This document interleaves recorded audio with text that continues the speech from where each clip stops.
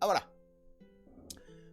Donc ça c'est notre pied de mouton, hein, si vous ne connaissez pas. C'est un champignon qui pousse plutôt... on va découvrir ça. Que nous dit le guide des champignons? Donc le guide des champignons France-Europe, ma bible mycologique pour l'instant. Je ne sais pas si c'est le meilleur choix à faire. Tiens, on va inverser. Tiens, on va faire comme ça. Non, on va faire comme ça. Vous avez raison. Je ne sais pas si c'est le meilleur guide qui existe. Par contre, c'en est un qui me convient tout à fait, dans lequel je trouve des informations qui tiennent parfaitement la route. C'est un guide qui est tout récent, me semble-t-il. 4e édition revue et augmentée. Vous avez plus de 3000 espèces de champignons, 1500 photos. Et alors ça dit quoi ? Code de la propriété, non, on s'en fout. Quand c'est que ça a été fait? Ah ben c'est pas... Mais pourquoi il n'y a pas de date? Voilà, je cherche l'info, il n'y a pas de date. À la fin peut-être? Ah, c'est fait par Bart... non, ça, on s'en fiche. Imprimé, blablabla, septembre 2017. Ça va, c'est récent, ça a 5 ans. Alors, sur la page de notre... paf, c'est là. Vous voyez, ça c'est la page des idnomes. Alors les idnomes, c'est des idnomes, voilà, je sais pas bien quoi dire d'autre, à part que dedans il y a notre fameux pied de mouton. Le pied de mouton, alors on a le pied de mouton de base, idnome rependum.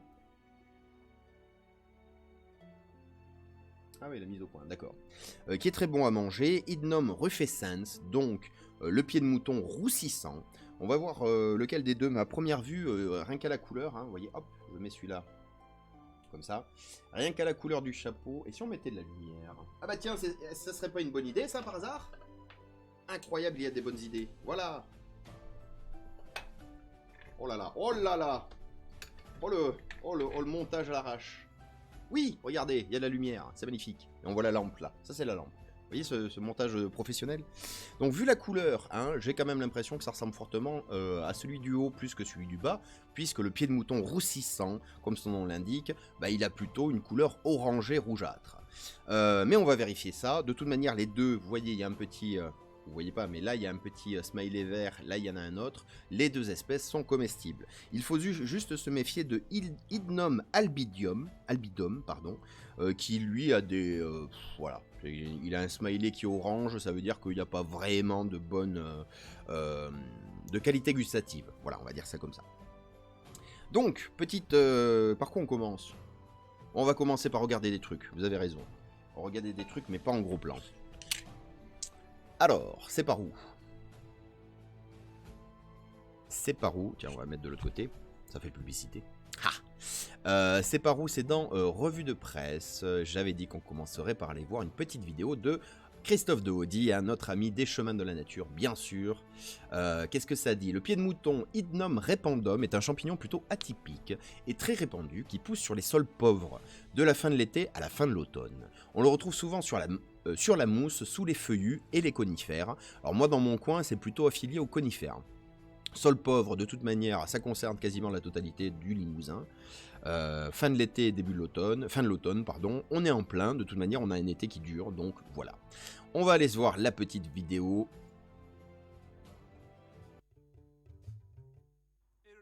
Ah pardon, je rembobine, le son n'était pas là. On la refait moins crispé, tout va bien, professionnalisme, let's go. Sous-titres. Hello les amis, à nouveau un champignon délicieux, très connu, très facile à identifier, sans confusion possible en tout cas par rapport au groupe. On est dans le groupe des pieds de mouton, des idnes. Ça c'est l'idne sinué, un des plus connus. Dans ce groupe-là, le groupe des idnes, vous observez sous le chapeau et vous voyez des pointes qui vont vers le bas. Voilà, on le voit bien ici. Voilà, il est beau, on le trouve surtout en automne jusqu'à début décembre. Voilà les amis, rappelez-vous, comme tous les autres champignons, on va le manger bien cuit en petite quantité pour donner du goût.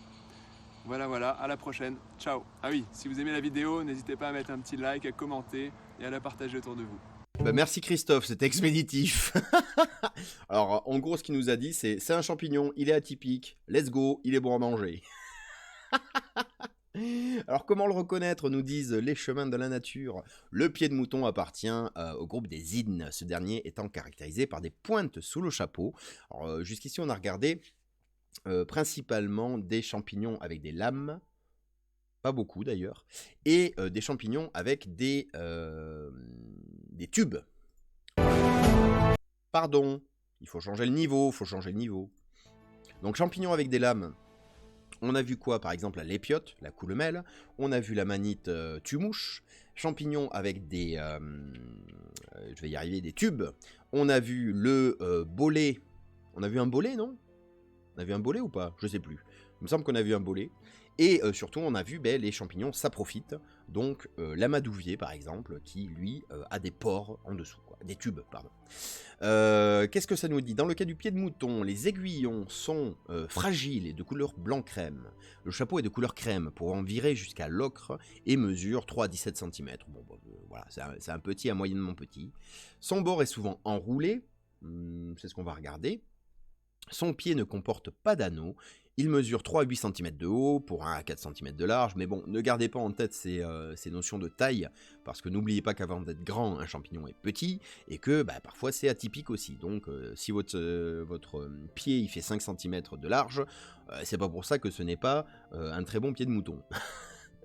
La chair du pied de mouton, ferme et cassante, possède une saveur fruitée. Le champignon possède une odeur agréable, fruitée également. Alors je confirme. Oh oui, ça, c'est plein de fruits. Peut-on le consommer? Le pied de mouton est un champignon délicieux, qui fait partie du top 20 des meilleurs champignons. Ah, ça existe ça pour de vrai? Top 20 des meilleurs champignons. Classement des meilleurs champignons sauvages par Champive, un site personnel. Indice de gustativité des 50 meilleurs champignons. Oh là là! Cet indice a été obtenu de la façon suivante. 15 personnes, dont 5 Catalans, 5 Parisiens et 5 Jurassiens, connaissant bien 50 bons champignons pour en avoir consommé, ils ont classé en leur donnant une note de 1 à 50. Alors, est-ce que 5 Catalans, 5 Parisiens, 5 Jurassiens représentent les goûts en champignons des Français? Je ne sais pas. Mais pourquoi ils ont pris ça? Je vais peut-être pas expliquer. Le total de ces notes a ensuite été divisé par le nombre de personnes ayant donné une note à l'espèce considérée. Le résultat de cette division est le fameux indice.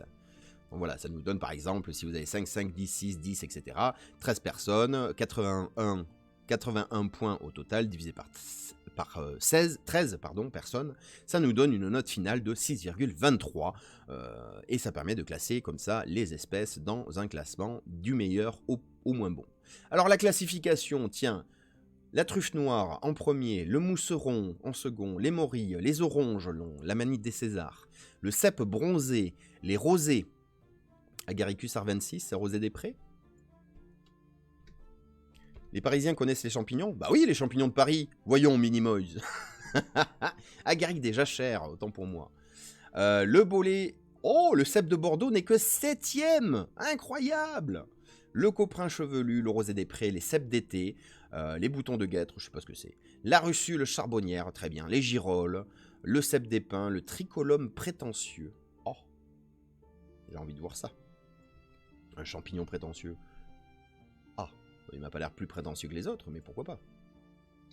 Ah, mais j'en vois plein. Ah bah tiens, on l'a... Bah je crois que c'est ça que je vois en plus.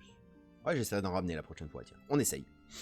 Les cèpes d'épin, on l'a dit, le rosé des bois, les foliotes du peuplier, le canari, la golmotte. Voilà, on n'est même pas à 20 là. Et déjà, moi, il y en a, je pense, 7-8 que je connais pas. Les petits gris, la coulemelle en 22e position. Le polypore en ombelle. Ah bon? Les polypores se mangent? Mais comment ça? Ah, bah, je crois que j'en ai vu. C'est pas ça qu'on a vu hier? Et Minimoys qui se marre. Oui, bah écoute. Tant mieux. Non, c'est pas ça que j'ai vu hier. Ah mais du coup ça se mange ça. Attendez, ça n'a pas le même aspect. Ça et ça, c'est la même chose? Vraiment? En tout cas ça donne envie ça. Hein, bon bref. On dérive du sujet. Le Clitopilus. Oh, à quoi vous me faites penser? Vous êtes horrible. Clitopilus prunulus, le meunier, oh, pourquoi pas. La pésise, le bolet blafard, la russule verdoyante. Ah, je connais pas ça. Les lactaires, les chanterelles en tube, qui n'arrivent qu'à la 30e position. Oh. Le pied de mouton, il est là, 34e sur 50. C'est pas mal. Et ensuite, ben, on a la liste qui continue, mais j'en connais de moins en moins. Oui, donc c'est un champignon délicieux, le pied de mouton, parti du top 20 des meilleurs champignons. Eh ben, pas d'après le top 50 qu'on a consulté, puisqu'on est... Qu'est-ce qui vous a fait rire? Qu'est-ce que j'ai dit qui vous a fait rire encore? Dans le top 50, on est 30e, le pied de mouton. Mais bon, comme la plupart des champignons, il est préférable de le consommer cuit et en petite quantité pour donner du goût au plat. Donc ça a été dit. Le saviez-vous? Le pied de mouton peut devenir amer en vieillissant, mais cette amertume disparaît à la cuisson. Pour l'éviter, on pourra retirer les aiguillons des individus les plus âgés. Ce sera plus agréable au goût. Ah, le Clitopilus, oui, tout à fait. Bah, c'est un champignon, qu'est-ce que vous voulez que je vous dise? Peut-on le confondre avec d'autres champignons? Toujours une question très importante. Toujours être dans le doute, hein. Même quand vous tombez sur un champignon que vous connaissez bien, toujours être dans le doute, ça vous permet de réviser. Et en plus, le doute, parfois, c'est bénéfique, parce qu'il y a des fois, on est tellement persuadé de savoir ce que c'est que on se trompe. Le groupe des hydnes, donc, dont fait partie le pied de mouton, possède beaucoup de spécimens proches du pied de mouton qui sont comestibles. Pas de grand danger donc, attention cependant à la confusion avec l'hydne blanc qu'on a vu tout à l'heure, là celui d'en bas. L'hydne blanc fuligineux, Phelodon fuligineo-albus, albus, qui est un champignon non toxique mais qui n'est pas comestible pour autant. Ce dernier est entièrement blanc, possède une odeur de fenugrec. Ah, alors ça c'est... merci, hein. Fenugrec. Voilà, fenugrec ou trigonelle fenugrec, Trigonella phenum graecum, espèce de plante herbacée de la famille des fabacées, ce qui se voit bien avec les folioles, ça ressemble à du trèfle, voilà, c'est ce que je vais dire, les feuilles ressemblent à du trèfle, donc il y a de grandes chances que ça soit la famille des fabacées.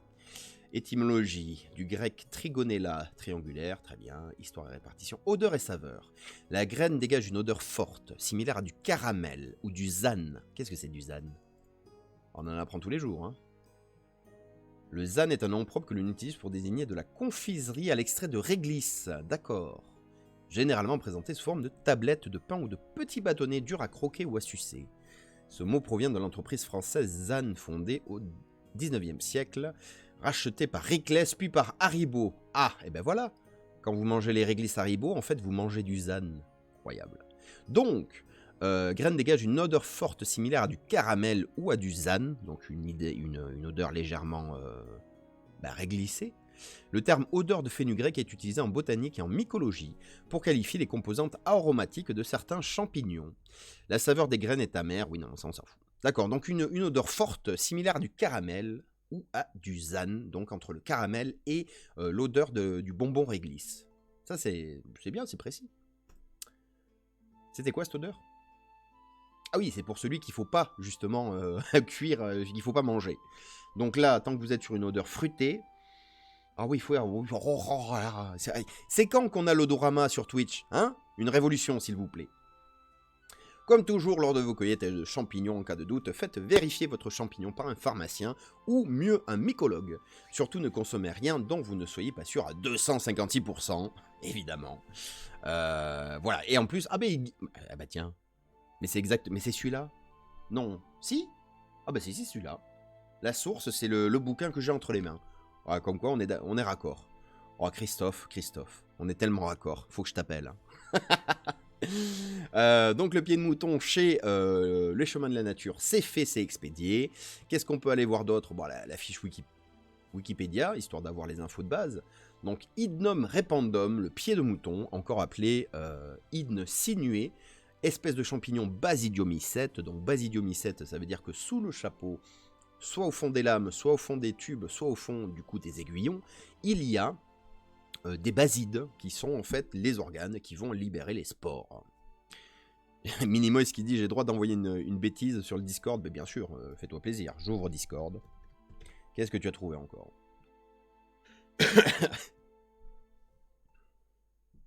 Discord is starting. Please wait. Yes. Bah je regarde et j'attends et je regarde. Bref. Wish, pas du tout. Fiche Wikipédia. Champignon basidiomycète, comestible de la famille des Innacées, bien sûr. Le nom de genre est tiré du grec udnon, tubercule, désignant originellement la truffe, en référence à l'aspect bosselé du chapeau. L'épithète spécifique répandum, retroussé, est une allusion à la forme de la marge, donc du bord du chapeau, qui, comme on l'a vu dans la description, est légèrement retroussé, hein, du coup, répandum. Comment ils ont dit tout à l'heure? Je ne sais plus. Je ne sais déjà plus. C'était où? C'était où? C'est où? C'est où? Son bord est souvent enroulé, c'est ça que je voulais dire. C'est ça que je voulais dire. Enroulé, retroussé. Ouais, jusqu'ici ça se tient.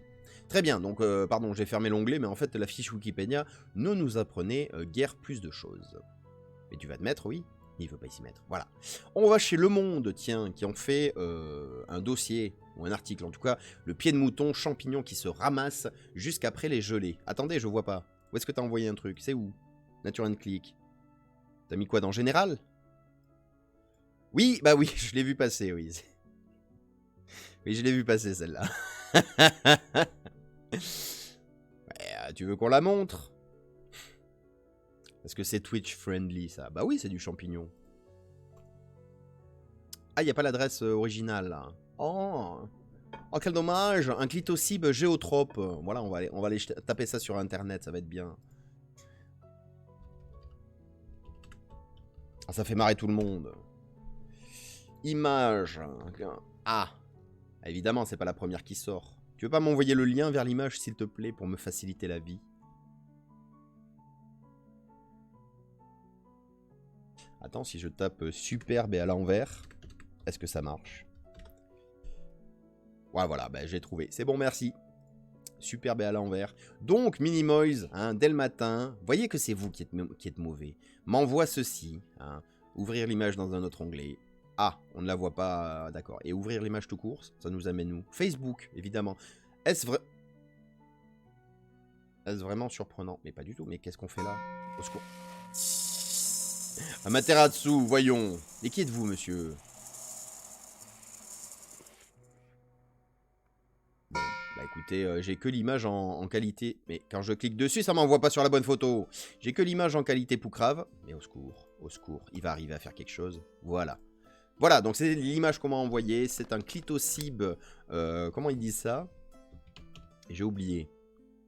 Bienvenue dans le stream d'Ora l'exploratrice. Ah, j'ai fermé Discord? Non.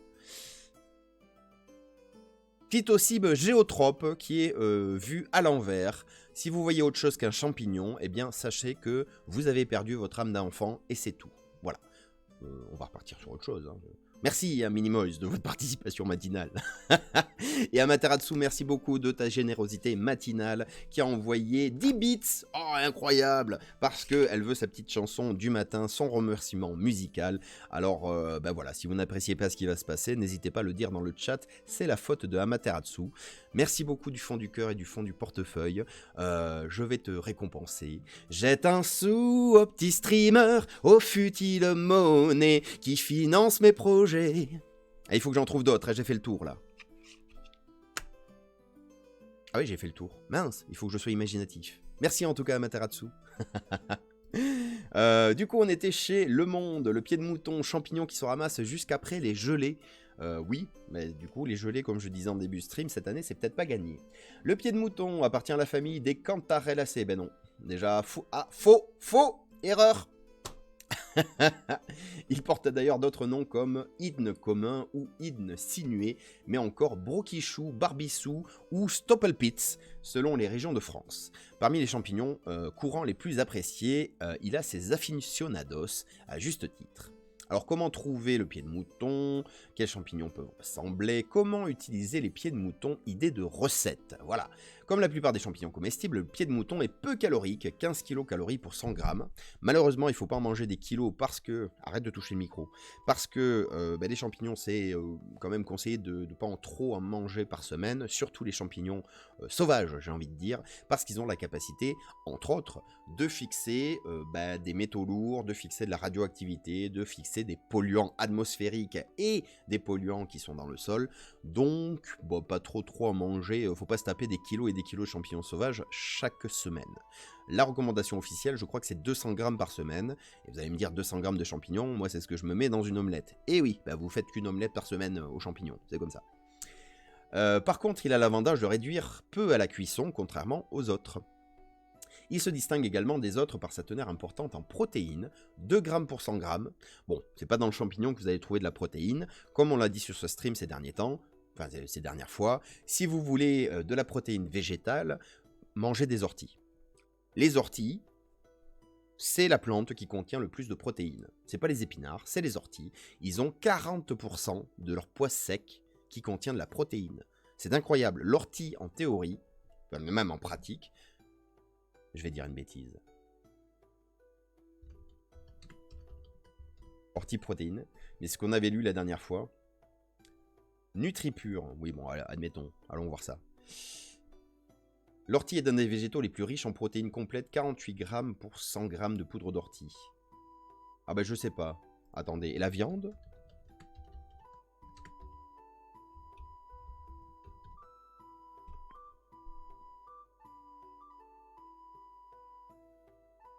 Oula, qu'est-ce qui s'est passé? Je n'accepte rien. Je n'accepte rien. Ah, je change d'avis. Avec une moyenne de 18% de teneur en protéines, la viande est un excellent apport en protéines. Le vainqueur toute catégorie est le flancher de bœuf. 30% de protéines, c'est-à-dire que vous avez 30 grammes de protéines pour 100 grammes de viande.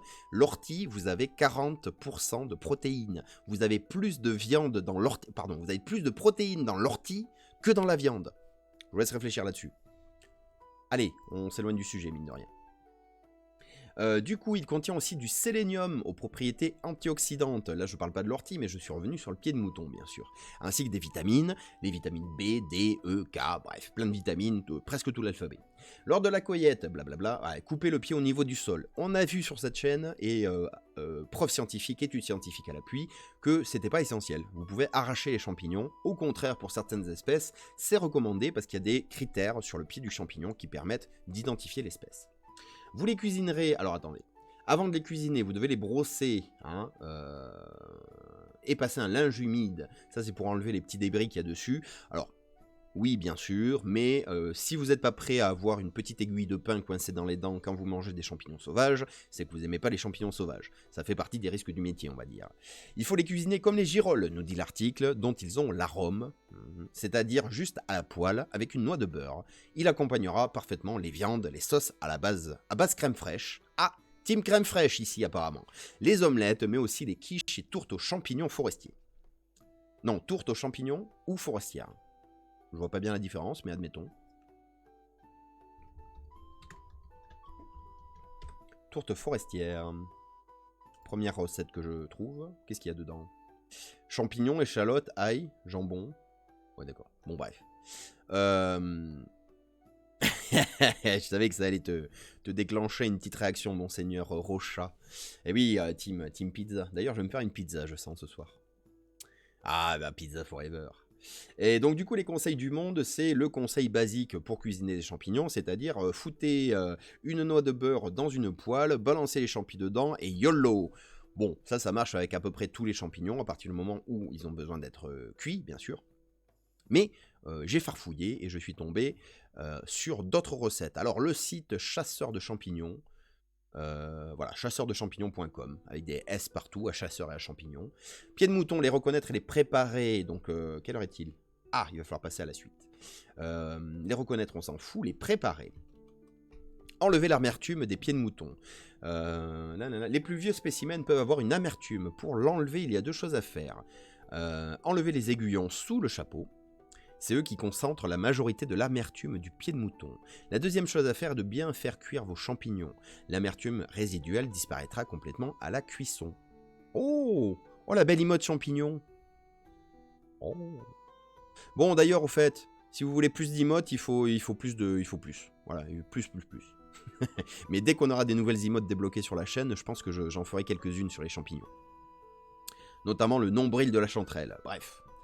Nettoyer les pieds de mouton, bon bah ça on a vu plus ou moins. Cuisson, les faire blanchir ou les cuire directement dans la matière grasse. Bravo.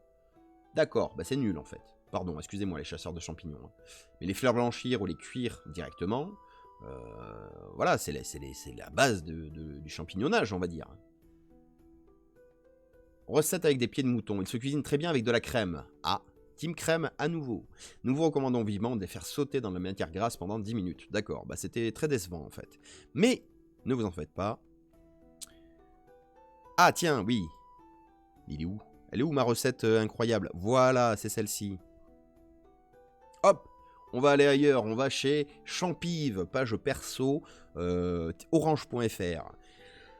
Donc, un passionné champignon qui nous livre une fiche récapitulative sur le pied de mouton. Barbe de chèvre, hydne sinué, hydne commun, langue de veau, ce sont des appellations communes pour ce pied de mouton. Donc encore une fois la classification, la description, comestibilité, plutôt bon comestible mais, 3 petits points. Ah bah oui mais qu'est-ce que ça veut dire? Si le pied de mouton est si connu et recherché, dans toutes les campagnes, le moindre village, dans chaque patois, on le nomme, on le prénomme, on le connaît, parfois sous des appellations déjà utilisées par d'autres espèces. Mais peu importe, on sait de quoi l'on parle, c'est le pied de mouton. Voilà. Très commun, champignon sympathique, blablabla. Et si vous appréciez les condiments forts. Alors attendez. Voilà, les champignons, donc les pieds de mouton, que ça soit le pied de mouton... Ah, j'ai perdu la page. Rousselé. Oh non, j'ai perdu la page pour de vrai. Oh, ça y est, ça recommence. Là. Non, Hippolophoma, c'est pas ça. Hippolophoma. Ah, si, c'est bon, je l'ai. Pas de panique. Donc soit... Non, pas ça. Voilà. Soit le pied de mouton normal, soit le pied de mouton roussissant. Les deux présentent de moins bonne qualité de bouche. Comment ça? Ah oui, ouais. Non, il parle de deux espèces de pieds de mouton, mais qui ne sont pas le pied de mouton. Je me comprends. Du coup, chair ferme, barbillon. Bon, bref, on s'en fout. Et si vous appréciez les condiments forts, c'est à ça que je voulais arriver, du type cornichon, donc des pickles à l'anglaise, le pied de mouton se prête très bien à cette préparation. Amaterasu qui me dit « Bon, je vais devoir vous laisser. Mon fils vient de me faire du chantage, du coup, obligé de partir. » Ah, si je peux te donner un conseil, ne négocie pas avec les terroristes. C'est la base. Mais tout à fait, il n'y a pas de souci. Merci d'être passé dans le coin. La bise à ton fiston et puis bon courage. Comment ça, des claques? Non, mais non, c'est dépassé. Maintenant, on n'a plus le droit de frapper les enfants. Vous savez que c'est puni par la loi. Par contre, la torture psychologique et le fait de leur implanter des idées vraiment bien pourries au fin fond de leur cerveau, ça, on a toujours le droit. Donc, la recette, les condiments forts de type cornichon, pardon. Le pied de mouton se prête très bien à cette préparation. Faire dégorger les pieds de mouton au gros sel pendant 12 heures. Donc, les dégorger, c'est quoi? Vous prenez un plat, vous mettez vos pieds de mouton, vous mettez du gros sel jusqu'à ce que ça soit complètement recouvert. Et ça va dégorger sévère, puisque le sel va capter toute l'humidité. Les rincer, donc les rehumidifier, c'est scandaleux. Les rincer, bien sûr, on enlève le sel. Et bien les sécher sur un linge. Faire bouillir le mélange vinaigre-épices à votre goût. Du sel, du poivre vert, du laurier, du thym. Donc ça, je n'y connais pas. Hein. J'ai jamais fait de condiments type cornichon. Mais je suppose que tu mets ton vinaigre et après, tu assaisonnes comme tu veux. Quoi. Plonger les champignons dans le mélange. Attendre le retour de... Qu'est-ce qui se passe? Attendre le retour de l'ébullition. Elle était partie faire des courses, et elle revient et c'est prêt. Égoutter les pieds de mouton dans une passoire en plastique QE, mais c'est pas grave. En métal. Quoi? Passoire en plastique, métal et vinaigre peuvent donner un goût à la préparation. Oui d'accord, donc égoutter les pieds de mouton, mais éviter le plastique et le métal. Donc on prend une passoire en bois? Je ne sais pas. Lord of qui dit yes, pas droit de mettre des claques ou des fessées, le lapidage c'est pas précisé. Et en effet Ganouche, apparemment Monseigneur Rochat est en roue libre.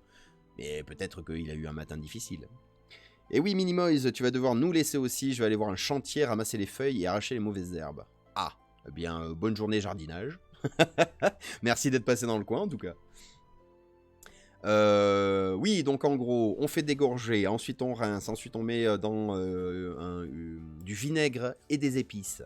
On égoutte les pieds de mouton une fois que l'ébullition est de retour. Oui, mais bonne journée à toi aussi. Mais on ne dit pas combien de temps on les cuit par contre. Ah, ça manque de précision. Donc on égoutte les pieds de mouton, mais pas dans une passoire en plastique ou en métal. Hein. Très rapidement, mettre en bocaux et noyer... Très rapidement, mettre en bocaux... et noyer de la préparation brûlante, puis fermer immédiatement. Comme les cornichons, cette préparation peut tenir largement une année, à l'abri de la lumière et dans un local frais et aéré. Ah ouais. Bon, la méthode n'est pas très précise, mais Ce que ça nous dit, c'est qu'on peut faire des pickles avec ce champignon. Donc, comment on traduit pickles en français? C'est bizarre, hein, la mondialisation. Cornichon, super, merci la transition. C'est vraiment ça la traduction? La rousse. Cornichon. Pickle. Cornichon, ouais. Ah ouais. Ah d'accord. Bon, bah écoutez. Merci Ganouche. Bah écoute, tu en sais plus que moi. Mais un cornichon, ça se dit pas cornichon. Enfin, ça se dit pas pickles. La plante, le cornichon. Oula, au secours. Un cornichon en anglais. Oh, j'ai peur de ce sur quoi je vais tomber. Pickle. Non. Gherkin. Gherkin. Des gherkins. Allons voir Word référence. Oui, ils sont bien, eux, généralement. Cornichon, condiment. Gherkin ou pickle. Ah d'accord, mais j'apprends des choses. Bienvenue sur le stream où j'apprends des choses. Quelle heure est-il? 9h33. Vite, vite, vite, les observations. Est-ce que je voulais voir autre chose? Oui, juste pour la curiosité. On est sur 61degrés.com, la page sur le pied de mouton. Et j'ai trouvé ça intéressant. Ça va prendre 30 secondes. Ils ont une photo du champignon qui est à 360 degrés. C'est génial. Alors on voit les différents angles sous lesquels... voilà, c'est pas... Ah, ils ont fait un peu les feignants, hein. Normalement, il faut plus de photos que ça, hein. Là, je peux les compter. 1, 2, 3, 4, 5, 6, 7, 8, 9, 10, 11, 12, 13, 14, 15, 16, 17, 18, 19, 20. Ils ont pris 20 photos, c'est pas beaucoup. Mais c'est par contre très pratique, parce que ça permet de tourner le bazar, quoi. Donc on a une vision qui est un peu plus pratique, je dirais, pour identifier le champignon. Après, ils ont la description, quand c'est qu'on peut le trouver, les risques de confusion, encore des photos. Ah non. Ah non, celles-là, elles sont pas à 360 degrés. Mais voilà, plein de photos de ce qu'on va observer, ben, juste en suivant. Qu'est-ce qu'on peut en faire, blablabla. Alors, je n'ai pas eu le temps, le mot de la fin. Oui, d'accord. Je n'ai pas eu le temps d'aller voir si ils font ça avec d'autres champignons. Le menu... Waouh. Ouais. Il n'y a pas une barre de recherche? Ah, recherchez votre ingrédient. Si je mets coulemel. Pain aux champignons d'automne, coulemel en poudre. Coulemel en poudre? Ah bon? On peut faire ça? Mais du coup, il n'y a pas le 360 degrés. Ah bah, ils le font pas à chaque fois. Coulemel en poudre, tiens donc. Nettoyer, ouais. Placer les chapeaux sur une grille. Déshydrater à 55 degrés pendant 12 heures. Ah. Mais c'est pas des coulemel, ça? Si? C'est des coulemel. Ah bon? Fiche ingrédients de la coulmel. Macro, oui, voilà. Et là, du coup, on l'a à 360 degrés. D'accord? Donc, c'est les fiches ingrédients. Ah, c'est un peu flou, par contre. Non, ça va. Ça nous apporte pas grand-chose, ça. Alors, la mise en scène est très jolie, bravo, hein. Comment ils ont fait tenir? Ils ont triché, ils l'ont collé, ils l'ont cloué. Ah, s'il y a des feuilles au pied comme ça, c'est que ça triche. Ah, c'est pas mal. Hein. Bon, bref. Trêve de blabla, trêve de blabla. Est-ce qu'il nous restait des choses? Mycologie... Ah oui, si, rapidement. Mycomoris. Mycomorici.com. Non, mais pour de vrai, hein, le site s'appelle comme ça. Alors, pourquoi j'ai trouvé ça intéressant? Bon, il parle toujours des mêmes choses. Et dans le texte, il y a des petits numéros. Au début, je savais pas ce que c'était. Et j'ai regardé à gauche. Et en fait, pour chaque petit numéro, ils ont illustré avec une photo.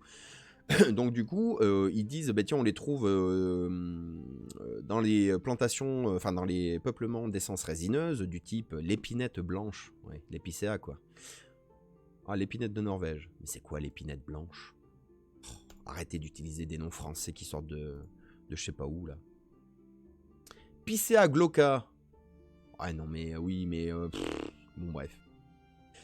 Donc l'épicéa, les sapins, les pins, et donc ils ont mis la petite image pour illustrer du style, si vous voyez ça, bah, vous êtes potentiellement dans une zone où vous allez trouver du pied de mouton. Ça c'est peu intéressant, mais par contre ensuite dans la description du champignon à lui-même, ils ont mis à chaque fois, bah, par exemple au hasard, les aiguillons sont blancs chez les jeunes spécimens, donc photo numéro 9, paf, vous voyez un jeune spécimen à aiguillon blanc, et dans le texte, pour devenir plus foncé au fur et à mesure que les spores mûrissent, photo 10, paf, un peu plus foncé. Donc là, je ne sais pas s'il fait ça pour tous les champignons, Mycomoris, mais je trouve ça vachement bien foutu. Voilà, tout simplement. Donc n'hésitez pas. D'ailleurs, je vais le mettre en favori, Mycomoris. Paf, Il va falloir que je trie ça un de ces jours aussi. Ça fait à peu près 2 semaines que je mets des favoris sans les trier. Ça promet des moments passionnants. La BNF Gallica, c'était quoi? Ah oui, Charles Mailly, non mais c'est autre chose. Ça on l'a vu, ça on l'a vu. Très bien, eh bien trêve de blabla, allons-y sur les observations, mais confuses pour ceux qui sont partis juste avant. C'est comme ça, c'est la vie. Alors on va repartir en mode appareil photo pour donc notre champignon. J'ai encore perdu la page, bravo. Là, c'est bon. Alors, on a vu quelles sont les caractéristiques. Un chapeau qui est plutôt charnu, mat, feutré, blanchâtre, crème à brun ocracé. Donc ça, c'est le vrai pied de mouton. Si ça avait été un pied de mouton roussissant, le chapeau aurait été, comment dire, orangé à roux orangé. Donc là, on n'est pas vraiment sur une couleur orange. Alors, j'ai cassé le chapeau. J'ai essayé de ne pas le casser, mais dans le voyage, ça s'est cassé quand même. Pickle Rick, j'avais pas vu Ganouche. Pickle Rick, j'irai chercher. Du coup, je pense que c'est vraiment un pied de mouton. Qu'est-ce qu'on a d'autre comme caractéristique? Aiguillon décurrant, pas très long et assez serré. Donc là, même comme ça, vous le voyez, mais on va aller zoomer dessus, bien sûr. Pied, vous voyez, blanc ocracé. Bon, jusqu'ici, le pied est blanc, certes. On va aller le voir aussi d'un peu plus près. Saveur douce, amère, odeur agréable. Voilà, les caractéristiques sont plutôt simples à observer. Et généralement, d'un seul coup d'œil, vous pouvez repérer si c'est un pied de mouton ou si c'est autre chose. On va passer en mode observation. Alors pour ça, il faut que je déménage l'appareil photo. Un petit peu de manipulation. Ah, il ne veut pas se laisser dégager. Ah. Qu'est-ce que c'est que cette rébellion? Faut que j'achète une vraie lampe qui se pète pas la gueule aussi, puisque j'ai cassé celle-ci. On va aller faire un tour chez Emmaüs dans pas longtemps, je sens. Hop. Nous sommes en place. Hop, on remonte le bazar. On change l'objectif, la lentille. Elle est où? 0,5, elle est là.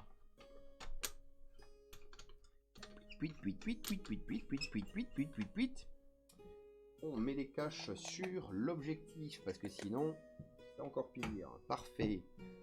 On allume la luce. On allume l'appareil photix. Paf. On repasse en mode appareil photo. Voilà. Donc ça, c'est une lamelle. C'est un morceau de scotch. Parfait. On va vous mettre ailleurs les lamelles. Là, c'est très bien. Pardon. Donc, petites observations, on va prendre quoi? Les chapeaux, je vais les laisser de côté pour l'instant. On va prendre un morceau du chapeau qui s'est cassé, n'est-ce pas? On peut le mettre sur une lamelle? Pas vraiment. Donc déjà... Oh, oh, j'aurais dû le garder pour la fin, tellement c'est beau. Non? Voilà, les petits aiguillons dont on parle. Est-ce qu'on... Qu'est-ce qui est tombé? Oh, c'est un marron. Un marron qui restait de l'observation des marrons de la dernière fois. Ah, je stabilise la lampe, ne bougez pas. Mais elle ne... Mais... c'est la rébellion la plus totale aujourd'hui aussi. Hein. La lampe ne veut pas se stabiliser. Je vais tout péter. C'est pas fait pour ça, mais je vais tout péter quand même. Je vais tout casser si vous touchez à mon champignon, ma bataille. Ça ressort, mais magnifiquement, là. Je sais pas ce que vous en pensez. Voilà, on a la miniature. On a la miniature, moi j'ai envie de dire. Laisse-moi te Laisse-moi te titiller l'aiguillon.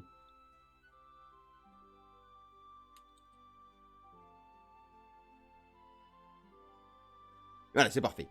On est à combien? 2,56. Ah, prends note. Ah bon? Et le cahier, il est où? C'est beau, tout à fait, Ganouche. Je suis d'accord avec toi, c'est beau. Combien on a dit? 2,56. De toute façon, j'ai l'impression qu'avec ce champion, on va pouvoir faire 1 milliard de miniatures, parce que ça va être beau tout le temps. Donc ça, c'est les fameux aiguillons, n'est-ce pas, qui, je sais pas trop comment ça fonctionne. Si c'est des basidiomycètes, ça veut dire que quelque part, il y a des basides, hein, une petite structure qui va émettre les spores. Mais est-ce que ceci... Ah, est-ce qu'elle se situe au fond du chapeau? Est-ce qu'elle se situe sur ses aiguillons? J'avoue que là, j'atteins mes limites en termes de connaissance du champignon. Alors, ces basides, ces aiguillons, ils sont assez fragiles. Vous pouvez voir, là, il y a une zone où ils ont complètement disparu parce que ça a gratté à gauche, à droite. On dirait un peu l'intérieur d'une anémone, pas l'actrice. Ah bah j'espère. Enfin, je la connais pas au point de dire si ça ressemble, voilà quoi. Mais oui, ça fait penser un petit peu à une anémone d'un certain côté. Ça peut faire penser à pas mal de structures qu'on va trouver chez les animaux, chez d'autres végétaux. Des structures qui sont généralement un peu microscopiques. Ou dans le cas de l'anémone, bon, ben, c'est macroscopique, hein, c'est beaucoup plus gros. Mais voilà la caractéristique qu'on n'a pas vue jusqu'ici sur d'autres champignons, puisque c'est le premier de cette catégorie qui porte du coup des aiguillons. Alors il y en a plusieurs champignons qui ont des aiguillons, tous ne sont pas comestibles. Là pour le coup, si vous tombez sur un pied de mouton, ça veut dire que vous êtes de manière préférentielle dans une forêt de résineux, mais ça peut arriver chez les feuillus. Qu'est-ce que ça disait aussi? Il s'associe aux racines de nombreuses essences, d'accord. Que vous avez ces fameux aiguillons, que vous avez cette fameuse odeur fruitée. Attention, si c'est pas une odeur fruitée, c'est potentiellement autre chose, ou c'est potentiellement un hydne, mais qui a moins de saveur gustative. Et ce qu'on devait voir aussi, c'était le chapeau marginé, le chapeau retourné sur lui-même, puisque le nom latin c'est Hydnum rependum, et que rependum, on a vu qu'en latin, ça voulait dire retroussé. Alors, il est où le bourg? Il est où le bord? Paf! Le bord. Très bien. Est-ce que c'est retroussé? Est-ce que c'est retourné sur lui-même? Est-ce que j'ai un endroit où je peux bien le voir? Ouais, c'est pas super probant. Peut-être ici? C'est pas super probant. Est-ce qu'on a un autre échantillon qui serait un peu plus parlant? Aïe! Ça y est, ça se casse. Je le saisis n'importe comment, ça se casse. Petit bout là? Allez, on essaye le petit bout. Oh, salut bébou! Paf! Donc là pareil les aiguillons mais qui sont plutôt couchés, hein. Donc ça fait des petites pointes. Et le bord retroussé, ben, c'est pas super évident, mais mine de rien, là vous voyez, on a une petite pince. On a, mais arrête de bouger. On a cette partie-là, hein, qui est colorée brun crème comme sur le chapeau, sauf qu'on est en dessous. C'est-à-dire que là, je regarde par la partie de dessous le chapeau. Et on voit quand même le dessus du chapeau. Donc, je suppose que c'est ça qui qualifie son nom de retroussé. Est-ce que j'ai un autre chapeau qui permet de voir un peu mieux encore? C'est pas super évident sur ce que j'ai ramené. Si, ça, à la limite. Allez, on essaye. Ah, mais ça va pas tenir. Et du coup, c'est pas facile pour voir que c'est retroussé si ça tient pas. Voyons, comme ça. Voyons! Voyons si ça marche. C'est pas là. Là, regardez. Attendez, on peut même faire mieux. Voilà, ça c'est pas mal. Petite mise au point. Ouais. Donc là, le côté retroussage, on le voit un petit peu. Le chapeau qui a tendance à revenir dans une vague. Ma caméra a bougé ou c'est moi qui suis décalé? Je ne sais pas. Donc elle a tendance à revenir comme une vague et on peut voir, on peut suivre le long là. Alors ça descend un peu en profondeur, c'est pour ça que la mise au point est délicate, mais peut-être qu'on peut arriver sous un certain angle, comme ça. Ah bah oui, regardez. Non, dans l'autre sens. Ouais, voilà. Le retroussement du champignon, nous l'avons. On voit bien que le bord du chapeau, c'est où? C'est là. Le bord du chapeau, donc ça c'est le supérieur, hein, descend, voilà, et passe presque de l'autre côté. En tout cas, il descend très bas et commence à revenir vers l'intérieur du champignon. Autre caractéristique qu'on avait vue chez des champignons, pour les identifier, c'est la manière dont le pied et le chapeau viennent s'imbriquer. Alors, je suis où? Voilà, donc on l'avait vu plutôt chez les champignons à lamelles, on avait vu que c'était important de voir si les lames étaient attachées au pied, si elles étaient décurrentes, en termes techniques, donc décurrente ça veut dire pas attaché au pied justement, et si c'est attaché ou pas attaché, et tous les stades intermédiaires, parce qu'il y a différentes manières d'être attaché ou pas attaché, eh bien ça permet de donner des informations sur l'identification du champignon. Bonne nouvelle, chez celui-ci, on s'en fout, c'est pas ça qui va nous donner des infos. Par contre, les fameux aiguillons, le bord retroussé, la couleur du chapeau, et le pied qui est un peu excentré, alors comment vous montrer ça? Ça va être compliqué je pense. Ah ouais, on voit pas, ça zoome trop.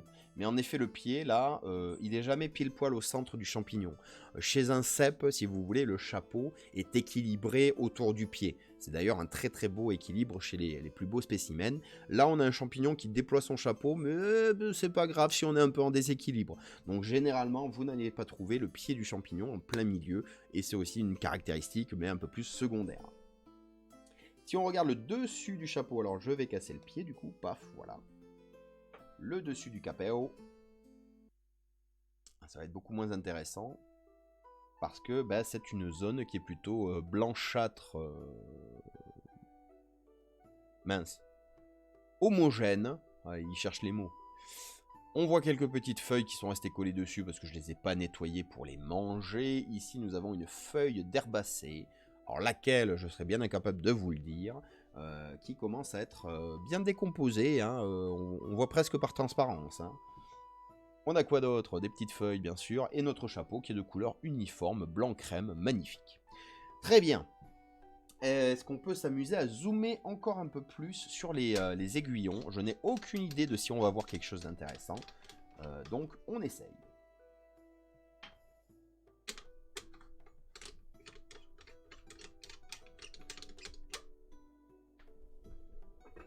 Oula, tout se pète la gueule. Ah oui! Ah, ça va être compliqué, ça. Non, si on fait comme ça. Arrêtez de tomber, par pitié. Ouais. Oh, c'est très... Ah! Dans l'autre sens, peut-être, alors? Non plus. Ah. Voyons, quel est le problème? Y a-t-il un problème? Ah! Ah oui, oui, on est au millimètre, on est au pixel près, là, je vous préviens. Et donc la lumière va être... Oh bah oui, là je dis d'accord. Ah non, au cœur des picots. Mais attendez, on a vraiment zoomé, là, j'ai changé de... Ah ouais, je suis grossissement par 15. J'ai l'impression de voir la même chose que tout à l'heure. En plus gros. Jusqu'ici, ça se tient, bravo.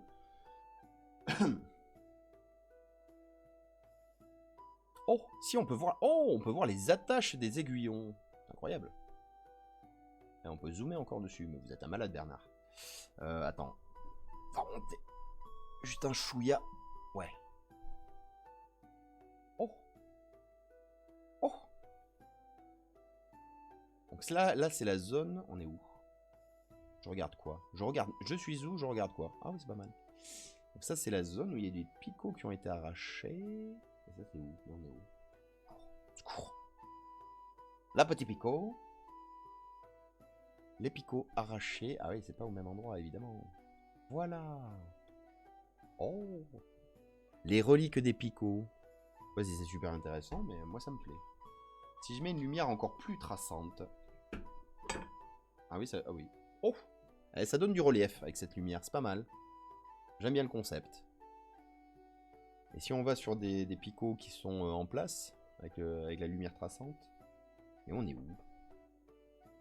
Ich bin perdu. Kevin est tombé. Kevin a perdu. Ah oui, on est là-bas, d'accord. Moi, je suis très décentré, voilà. Oh. Quand je vous disais qu'on a des images incroyables. Moi, j'adore. Ouais.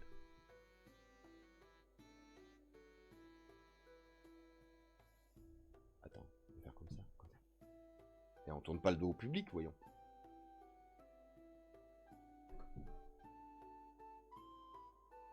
« 3,06 », très bien.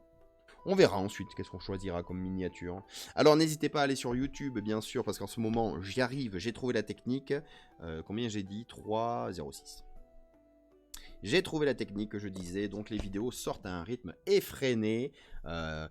Du coup, je rattrape le retard de publication des vidéos. Donc n'hésitez pas à aller sur YouTube, il y a une catégorie en plus spéciale observation où il n'y a que les observations. Si ça vous plaît et qu'il n'y a que ça qui vous plaît, allez-y, foncez.